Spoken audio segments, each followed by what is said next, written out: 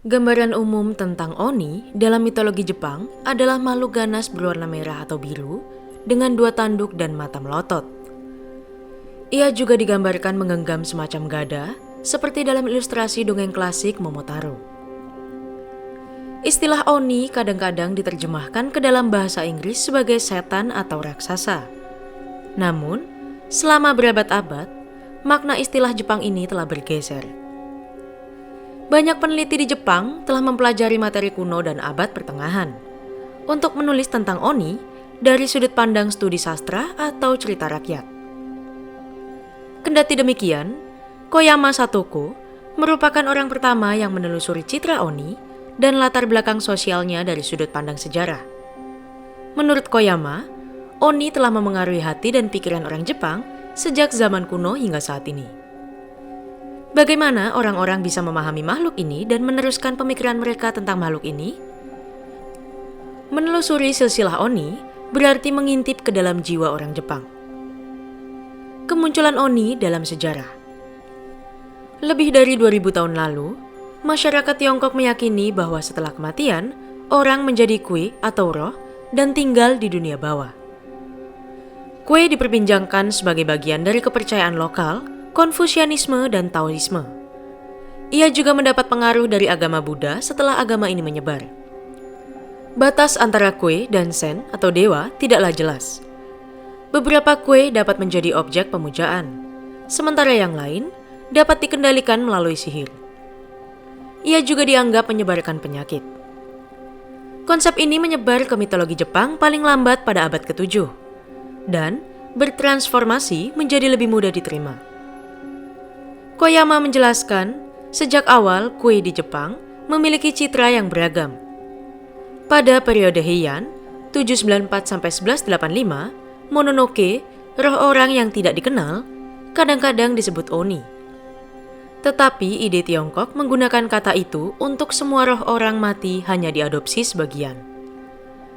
Di Tiongkok, kue bisa berarti baik atau jahat. Tetapi istilah Oni hanya digunakan untuk makhluk jahat di Jepang. Ada juga pengaruh yang kuat dari ajaran Buddha esoterik yang telah memasukkan konsep Oni sebagai dewa. Sejarah Kekaisaran Jepang kuno disusun atas perintah kekaisaran, termasuk penggambaran atau deskripsi mengenai aktivitas Oni. Tertulis dalam Nihon Shoki pada tahun 544, orang-orang yang disebut Mishihase dari bagian utara Jepang, beberapa ahli berpendapat bahwa mereka adalah orang Ainu atau Tungusik datang ke daratan di Pulau Sado. Para penduduk pulau takut untuk mendekat, dengan keyakinan bahwa mereka adalah Oni. Dalam Soku Nihongi, ada deskripsi tentang seorang jujutsushi atau dukun yang dikabarkan berada di Gunung Yamato Katsuragi pada tahun 699. Dipercayai bahwa dukun itu memiliki kemampuan yang dapat mengendalikan Oni dengan rapalan.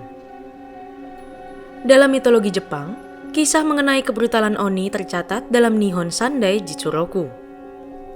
Disebutkan pada tahun 887, seorang wanita dimakan oleh Oni di malam hari di Heian-kyo atau sekarang Kyoto. Tercatat pula bahwa terjadi 36 kejadian serupa di bulan yang sama. Sejarah budaya Buddha abad ke-12, Fuso Ryakuki melaporkan bahwa jejak kaki Oni ditemukan di Istana Kekaisaran pada tahun 929. Jejak itu digambarkan sebagai jejak kaki yang besar dengan 2 atau 3 kuku.